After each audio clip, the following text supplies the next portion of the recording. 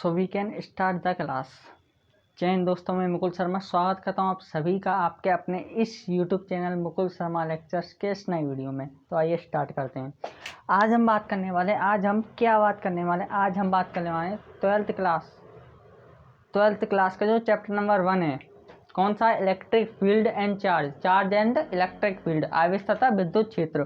जो आपका चैप्टर है आज से हम उसको स्टार्ट करने आ रहे हैं। फंडामेंटल जो हमने इसका मूलभूत जो देखा था वो कल की क्लास में देखा था। जो कल की जो क्लास थी उसमें हमने फंडामेंटल देखा था, इसका जो बेसिक बैकग्राउंड था उसके बारे में डिटेल किया था, हमने अध्ययन किया था, डिटेल से अध्ययन किया था। आज हम पढ़ने वाले क्लास 12th की physics chapter number 1 electric charge and field, charging electric field या इलेक्ट्रिक चार्ज एंड फील्ड, आवेश तथा विद्युत क्षेत्र। तो चलिए स्टार्ट करते हैं। कल के बारे में हम थोड़ी सी स्टडी करते हैं, अध्ययन करते हैं कल के बारे में। तो कल का हमने क्या पढ़ा था उसके बारे में चर्चा करते हैं। तो हमने कल पढ़ा था, देखिए हमने एक फिजिक्स की ब्रांच बताई थी आपके लिए। मैंने आपके लिए एक फिजिक्स की ब्रांच बताई थी, उसका नाम क्या था? इलेक्ट्रोमैग्नेटिज्म।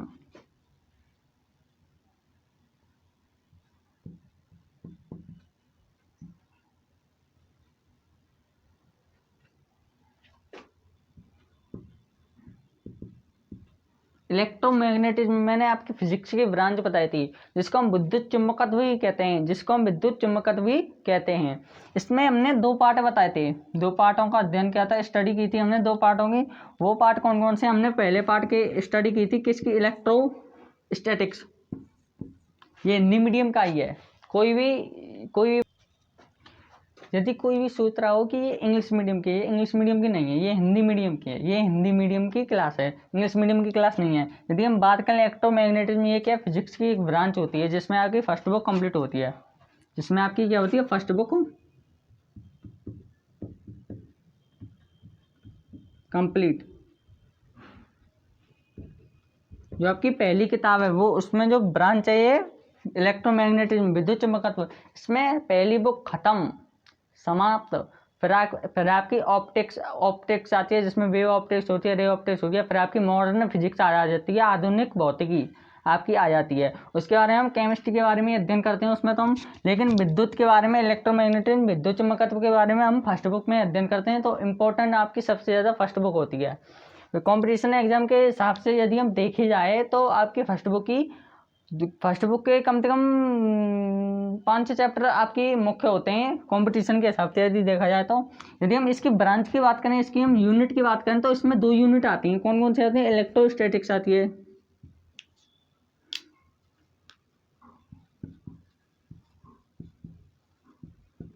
और दूसरी यूनिट कौन सी आती है? जो दूसरी यूनिट मैंने आपको बताई थी, इलेक्ट्रोडायनेमिक।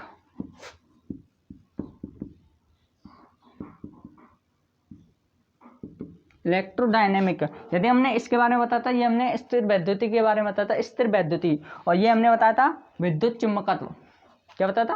विद्युत चुम्बकत्व, इसके बारे में बताया था। ये क्या है? इसके बारे में हमने बताया था इलेक्ट्रोडायनेमिक, बिजली गति विज्ञान। जो बिजली की रफ्तार से चलती है उसको कहते हैं बिजली गति विज्ञान। जिसमें आवेश रुकेगा नहीं, चलता रहेगा। इसमें आवेश रुका हुआ रहता है, इसमें आवेश चलता रहता है। इसमें आपके चैप्टर नंबर 1, चैप्टर नंबर 2 आते हैं, और इसमें आपके चैप्टर नंबर 3, 4, 5, 7 ये चैप्टर आते हैं। इसमें, और इसमें सिर्फ 2 ही चैप्टर आते हैं, चैप्टर नंबर 1 और चैप्टर नंबर 2। चैप्टर नंबर 1 का नाम है आवेश तथा विद्युत क्षेत्र, और चैप्टर नंबर 2 का नाम है आपके विभव एवं विभवांतर एवं संधारित्र, जो आपके चैप्टर नंबर 2 का नाम है। तो आज हम इसके बारे में अध्ययन करने वाले, इसके बारे में स्टडी करने वाले हैं। तो ये आपकी यूनिट 1 है, ये आपकी यूनिट 2 है। जो आपके कॉम्पिटिशन एग्जाम में सवाल पूछे जाते हैं ना, वो इसी से आते हैं। इलेक्ट्रोस्टैटिक्स ये मुख्य होती है, ये जड़ होती है। यदि आपने इसको ढंग से बेसिक लेवल से पढ़ लिया ना, तो आपको कॉम्पिटिशन एग्जाम में इसको पढ़ने की जरूरत नहीं है। एक बार नोट्स को रिवाइज किया और ख़त्म, फिर तो ख़त्म। इसको एक बार रिवाइज किया, ख़त्म। और मैं आपको इस तरीके से पढ़ाऊंगा कि आपको कॉम्पिटिशन एग्जाम में अलग से पढ़ने की जरूरत नहीं पड़ेगी।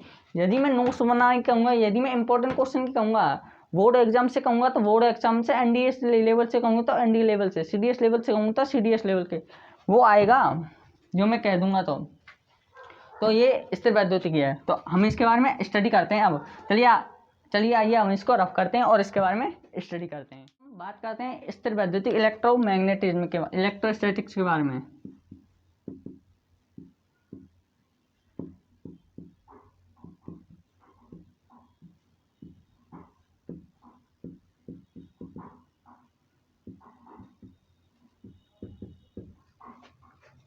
इलेक्ट्रोस्टैटिक्स स्थिर वैद्युतिकी, नाम भी पता चला है, हालांकि वैसे मैंने कल बता दिया था, लेकिन फिर भी एक बार और डिस्कस कर लेते हैं। मैं आपको बता देता हूँ आपकी जानकारी के लिए। ये जो आपकी स्थिर वैद्युति है, इलेक्ट्रोस्टैटिक है, इसमें मैंने आपको बताया था, इसके नाम में ही पता चला यार। इलेक्ट्रो का मतलब चार्ज से, स्टैटिक्स मतलब रुका हुआ, charge at rest, charge at rest, रुका हुआ आवेश। मार्कर चयन करते हैं, 1 मिनट। इसमें मैंने बताया था आपको, ये इसका मतलब क्या है, इसका मतलब मैंने बताया चार्ज से, चार्ज का मतलब आवेश होता है, चार्ज का मतलब आवेश होता है। और यदि हम बात करें इसकी स्टैटिक्स की मतलब बात करें तो ये क्या होता है, at rest, at rest, charge at rest मतलब जो रुका हुआ आवेश होता है उसका अध्ययन करते हैं हम स्थिर वैद्युतिक में। स्थिर का मतलब रुका हुआ, वैद्युतिक का मतलब आवेश। तो यदि इसकी हम डेफिनेशन की बात करें, परिभाषा की बात करें, तो क्या बनेगी इसकी परिभाषा? इसकी परिभाषा बनकर आएगी क्या, ऐसी, इसका परिभाषा जो बन के आएगी वो क्या बन के आएगी, भौतिक विज्ञान की वैशाखा। ये क्या, यूनिट, यूनिट को हिंदी में क्या कहते हैं हम, शाखा कहते हैं। तो यूनिट को हिंदी में शाखा कहते हैं। तो हम फिजिक्स की जो यूनिट है, भौतिक विज्ञान की वैशाखा, physical science of branch unit, भौतिक विज्ञान की वैशाखा, जिसके अंदर हम रुके हुए आवेश का अध्ययन करते हैं, रुके हुए आवेश का अध्ययन करते हैं, उसको क्या कहते हैं, स्थिर वैद्युतिकी कहते हैं। इसकी ये डेफिनेशन निकल के आ गई। इसी में से यदि हम इलेक्ट्रो का बात करें तो चार्ज है, स्टैटिक्स का मतलब बात करें तो एट रेस्ट है, और स्थिर का मतलब रुका हुआ, वैद्युतिक का मतलब आवेश, रुका हुआ आवेश मतलब रुके हुए आवेश का, हम रुके हुए आवेश का अध्ययन जिस यूनिट में हम करते हैं, जिस इकाई में हम करते हैं, या जिस शाखा में हम करते हैं, उसको क्या कहते हैं, स्थिर वैद्युतिकी कहते हैं, इलेक्ट्रोस्टैटिक्स कहते हैं। यदि हम इसकी डेफिनेशन लिखें तो डेफिनेशन लिखते हैं, परिभाषा,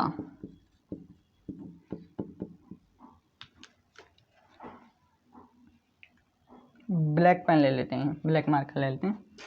भौतिक विज्ञान की वैशाखा,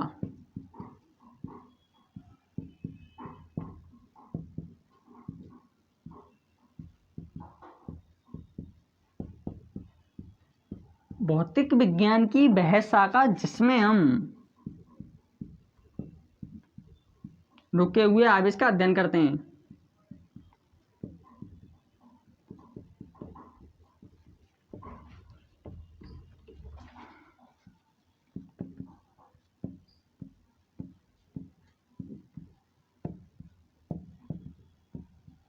भौतिक विज्ञान की वैशाखा जिसमें हम रुके हुए आवेश का अध्ययन करते हैं, charge at rest, charge motion में नहीं रहता, चार्ज गति में नहीं रहता आपका आवेश, उसको क्या कहते हैं, इलेक्ट्रोस्टैटिक स्थिर वैद्युतिकी कहते हैं। आई होप ये आपको समझ में आ रहा हुआ। तो ये आपको समझ में आ गया हो तो रफ कर दें, नहीं आया हो तो कमेंट कर दें, बस फिर मैं आपको दोबारा से समझा दूंगा। चलिए एक बार और देखते हैं इसको। आई होप वैसे तो समझ में आ गया होगा, लेकिन फिर भी एक बार और रिवाइज कर लेते हैं। भौतिक विज्ञान की वैशाखा, शाखा का मतलब यूनिट, भौतिक विज्ञान फिजिकल साइंस की वैशाखा जिसमें रुके हुए आवेश का अध्ययन करते हैं, चार्ज एट रेस्ट की स्टडी करते हैं, चार्ज एट रेस्ट रुके हुए आवेश की स्टडी करते हैं, अध्ययन करते हैं। सिंपल है, आपको समझ में आ गया होगा। चलिए आइए अब हम इसको रफ करके आवेश के बारे में डिस्कस करते हैं। आवेश क्या होता है, आवेश के बारे में डिस्कस करते हैं। यदि हम आवेश के बारे में अध्ययन करें तो इसका हम अध्ययन किस में करेंगे, पॉइंटों में करेंगे, पॉइंटों में। आवेश बिल्कुल सीधा है, बिल्कुल ऐसा हलवा होता है ना, सट्टे से बन जाता है, ऐसा ही है ये। बिल्कुल बेसिक लेवल से बताऊंगा, बेसिक लेवल से पूरे को खोल कर बताऊंगा, खोल कर स्टडी करेंगे पूरे को हम। इसमें जो पहला पॉइंट आता है वो क्या आता है, इसमें जो पहला पॉइंट आता है वो क्या आता है, मूलभूत गुणधर्म।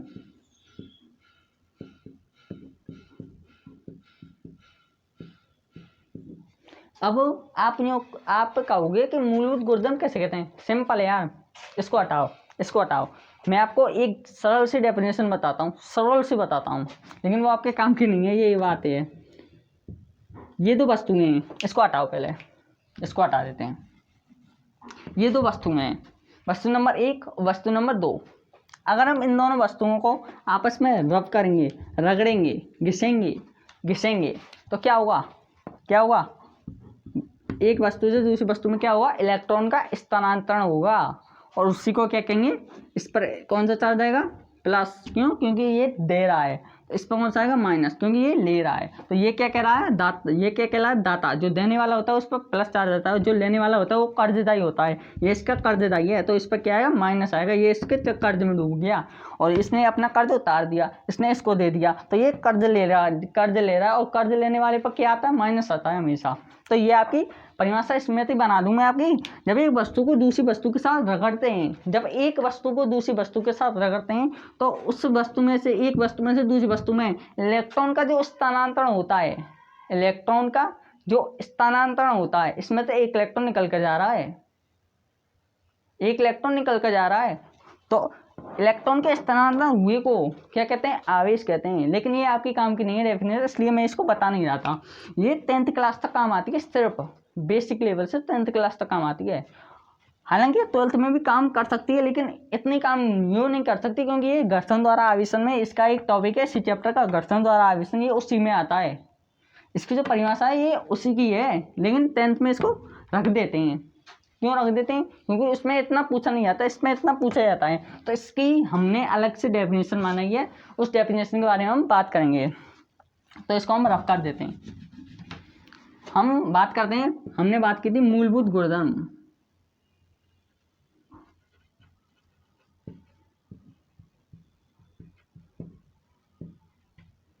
मूलभूत गुणधर्म कहते कैसे हैं, देखिए मूलभूत गुणधर्म ऐसे गुणधर्म, ऐसे गुणधर्म जो वस्तु में हैं, पहले से ही हैं, बट हम उस पर क्वेश्चन नहीं कर सकते। क्या, जो वस्तु में हैं पहले से ही हैं बस, बट किंतु हम उस पर प्रश्न नहीं कर सकते। क्यों नहीं कर सकते, क्योंकि जब वस्तु में पहले से ही है तो उस पर क्वेश्चन कैसे कर देंगे। नहीं समझ में आया, अब आएगा समझ में। जैसे कि एग्जाम्पल लो, एग्जाम्पल ले लिया हमने मास।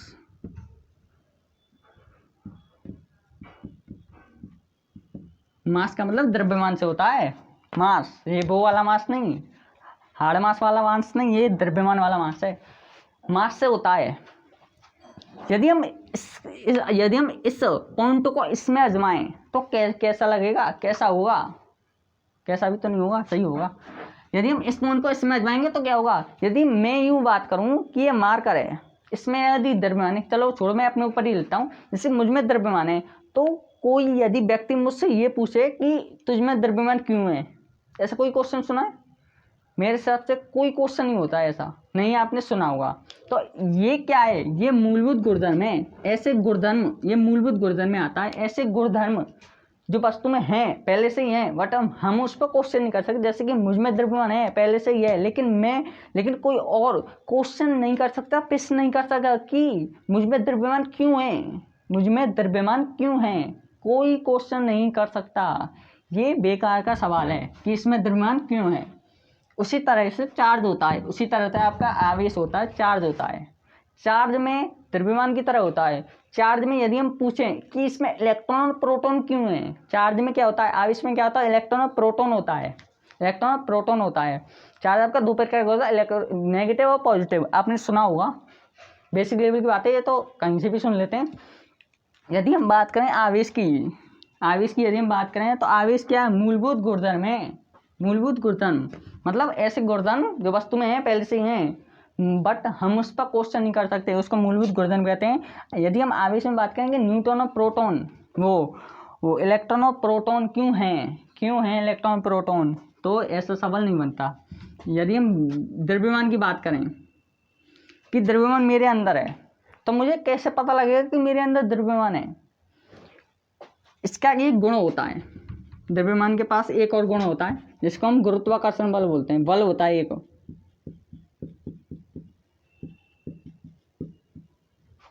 यदि हम बात करें गुरुत्वाकर्षण बल, आपको पता होगा कि पृथ्वी के अंदर क्या है, गुरुत्वाकर्षण बल है, बहुत सारा गुरुत्वाकर्षण बल है। यदि हम बात करें द्रव्यमान, यदि हमारे पास द्रव्यमान है तो हमें क्या होगा, गुरुत्वाकर्षण बल क्या होगा, अनुभव होगा। यदि हम हमारे पास द्रव्यमान तो गुरुत्वाकर्षण बल क्या होगा, अनुभव होगा।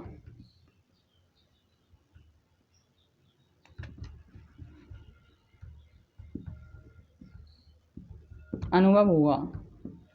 और यदि नहीं है, यदि हमारे पास द्रव्यमान नहीं है, द्रव्यमान तो हुआ ऑब्वियसली बात है, तो गुरुत्वाकर्षण बल उत्पन्न भी होता है और अनुभव भी होता है।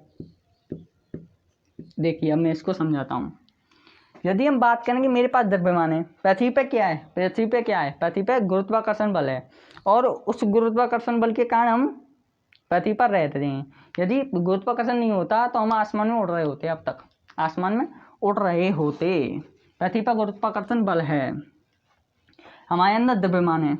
तो यदि हम बात करेंगे गुरुत्वाकर्षण बल किसके कारण रुका हुआ, द्रव्यमान के कारण। यदि हमारे पास द्रव्यमान है तभी तो हम यहाँ रुके हुए हैं, तभी तो गुरुत्वाकर्षण बल उत्पन्न हो रहा है, अनुभव हो रहा है हमें।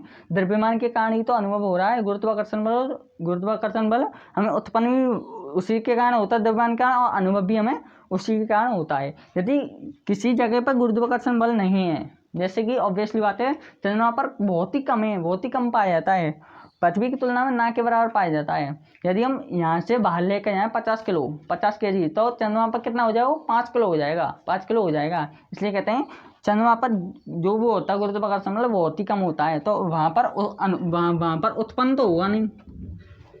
गुरुत्वाकर्षण बल जब ना के बराबर तो उत्पन्न कहाँ से हो जाएगा, वहाँ पर हमें अनुभव होगा। क्या होगा, गुरुत्वाकर्षण बल का अनुभव होगा। और यहाँ पर पृथ्वी पर उत्पन्न भी हो सकता है, ऑब्वियसली बात है उत्पन्न भी हो सकता है। उसी प्रकार यदि हम बात करें इसकी, जिस प्रकार से इसकी परिभाषा में आता है गुरुत्वाकर्षण, उसी प्रकार से इसकी परिभाषा में क्या आता है, दूसरा पॉइंट, इसकी परिभाषा में आता है विद्युत क्षेत्र, इलेक्ट्रिक चार्ज एंड चुंबकीय क्षेत्र, magnetic field, electric field and magnetic field, विद्युत क्षेत्र, चुंबकीय क्षेत्र। यदि हम बात करें ऑब्वियसली बात है, जिस प्रकार के द्रव्यमान के पास गुरुत्वाकर्षण बल था उसी प्रकार से आवेश के पास विद्युत क्षेत्र, चुंबकीय क्षेत्र है। जिस प्रकार से हमें गुरुत्वाकर्षण बल अनुभव उत्पन्न हुआ था, उसी प्रकार से यह भी हमें उत्पन्न और अनुभव होगा।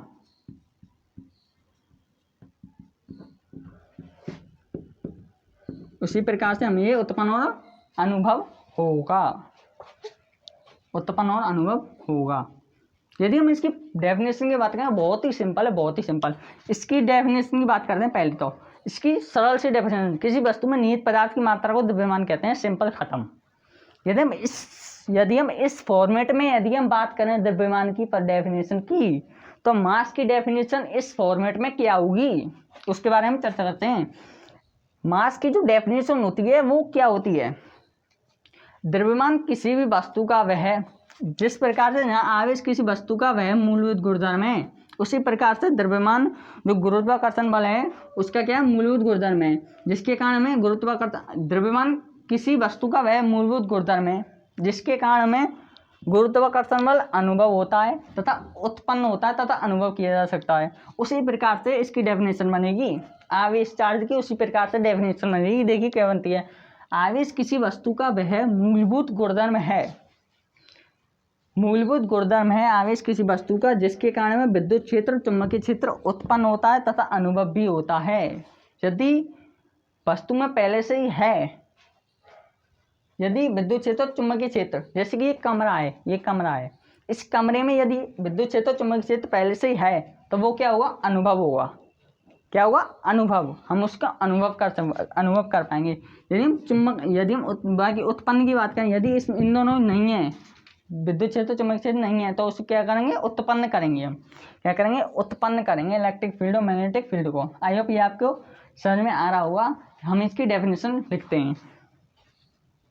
ये डेफिनेशन बनाने के तरीका बता रहा हूँ मैं, डेफिनेशन कैसे बनाते हैं उसको सीख लो, बहुत काम आएगा। ये डेफिनेशन बनाने का तरीका है, पॉइंटों में लिखना डेफिनेशन बनाने का तरीका है। इससे हमें डेफिनेशन रटने की जरूरत नहीं है, वैसे ही ऑब्वियसली याद हो जाती है। जैसे कि मूलभूत गुणधर्म, आवेश किसी वस्तु का वह मूलभूत गुणधर्म है जिसकी सहायता से वस्तु में विद्युत क्षेत्र, चुंबकीय क्षेत्र उत्पन्न होता है तथा अनुभव भी होता है। हमें डेफिनेशन की बात करें, परिभाषा की बात करें, यदि हम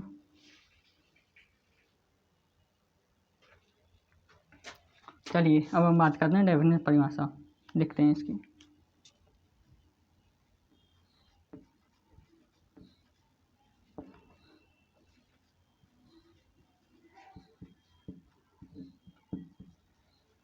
परिभाषा लिखते हैं,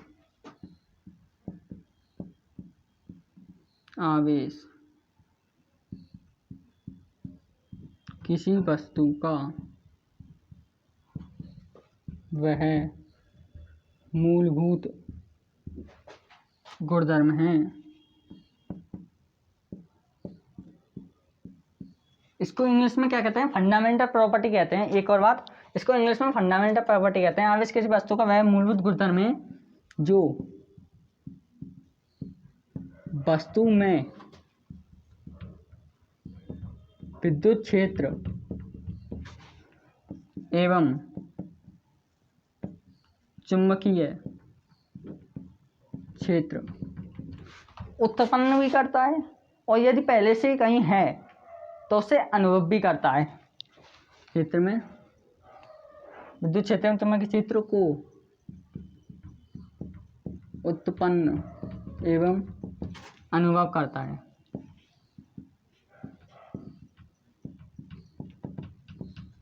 मैं इसकी डेफिनेशन एक बार बोल देता हूँ यदि आपको नहीं दिख रही हो तो। आवेश किसी वस्तु का, आप नोट कर सकते हैं, आवेश किसी वस्तु का वह मूलभूत गुणधर्म है, आवेश किसी वस्तु का वह मूलभूत गुणधर्म है जिसकी सहायता से वस्तु में विद्युत क्षेत्र एवं चुंबकीय क्षेत्र, वस्तु में विद्युत क्षेत्र एवं चुंबकीय क्षेत्र को उत्पन्न कर सकते हैं तथा उनके प्रभावों को अनुभव कर सकते हैं। वस्तु में विद्युत क्षेत्र एवं चुंबकीय क्षेत्र को उत्पन्न कर सकते हैं तथा उनके प्रभावों को अनुभव कर सकते हैं। स्टार्टिंग एक बार स्पीड से बोल देता हूँ। आवेश किसी वस्तु का वह मूलभूत गुणधर्म है जिसकी सहायता से हम वस्तु में विद्युत क्षेत्र एवं चुंबकीय क्षेत्र उत्पन्न कर सकते हैं तथा अनुभव भी कर सकते हैं। आपको आई होप, वैसे मैं गारंटी के साथ कहता हूँ, दावे के साथ कहता हूँ, आपको ये परिभाषा याद हो गई होगी, रट गई होगी, क्योंकि मैंने इतनी बार समझा दिया कि आपको याद नहीं होगी तो क्या हुआ, याद हो गई होगी। एक बार और फिर से एक बार वंस मोर। आवेश किसी वस्तु का वह मूलभूत गुणधर्म है जो वस्तु में विद्युत क्षेत्र एवं चुंबकीय क्षेत्र को उत्पन्न करता है एवं अनुभव करता है। तो आज के लिए बस इतना ही, बस आवेश की डेफिनेशन और स्थिर वैद्युति, इलेक्ट्रोस्टैटिक्स और चार्ज के बारे में आप स्टडी कर लेना, इन दोनों की परिभाषा याद कर लेना, और इन दोनों की बनाने की जो ट्रिक है उसको आप एक बार यूज जरूर करना। आप बनाकर देखना बिना परिभाषा के, इन पॉइंटों को लिखकर जब बना कर देखना, और जब बन जाए आपसे तो ये समझना आपका जो आज का पढ़ा हुआ है वो कंप्लीट हो गया अच्छी तरीक़ा से, मस्त तरीक़ा से। इससे क्या फ़ायदा होता है, इससे फ़ायदा ये होता है कि यदि हम परिभाषा को क्या है, इसको हम 2-4 पुट रट लेते हैं, परिभाषा को रटने से याद नहीं होती, परिभाषा को रटने से भूल जाते हैं, और जब एग्ज़ाम आता है हमारा तो एंड टाइम पे याद आता है दिमाग में, परिभाषा क्या थी भूल गए। यदि हम इन पॉइंटों के द्वारा लिखते हैं, यदि हम ये पॉइंट याद रहते हैं तो परिभाषा अपने आप बनेगी। तो आज के लिए बस इतना ही। जय हिंद। लाइक करें, शेयर करें, यदि आपको वीडियो अच्छा लगा हो तो कमेंट भी करें। यदि इसमें कोई डाउट हो तो कमेंट करके मुझे कोई डाउट बता दें। यदि मेरी कोई गलती हो तो वो गलती बता दें।